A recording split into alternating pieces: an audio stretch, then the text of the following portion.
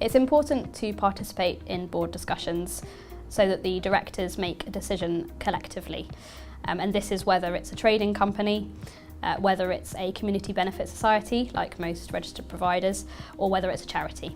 The way that directors perform their functions and make decisions really varies depending on the issue involved. Some matters are formally reserved for the board, so this includes approval of the financial statements, the appointment of directors, and borrowing money. Rather than approving everything themselves as a board, often specific matters can be delegated to committees that deal with specific matters. So for example, there might be a finance committee led by the finance director or members of the executive team that deal with that specific matter. So if a loan agreement needs to be approved or other financial matters, the finance committee can deal with that rather than the board. In practice, most of the day-to-day decisions would be taken more informally, so by other staff members or the board members themselves. This might include the purchase of goods or services in the ordinary course of business or employment of temporary staff. So the process for decision-making at a board or committee meeting would typically involve consideration of the issue. So this might mean that the board looks at a board paper or board report, setting out all the key issues, so the strategic rationale for the matter involved. It might look at the financial effects, the effects on the business, and some of the pros and cons.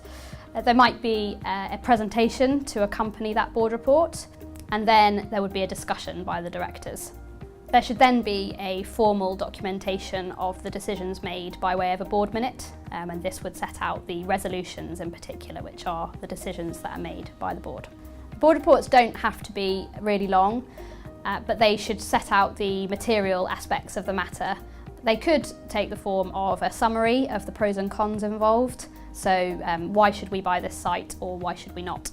With board minutes, it's not necessary for them to be lengthy in every situation, but you do have to consider as board members where there are third parties involved, like banks. So if the company is borrowing from a bank, there may be requirements before you can draw down on the loan to have board minutes in a particular format.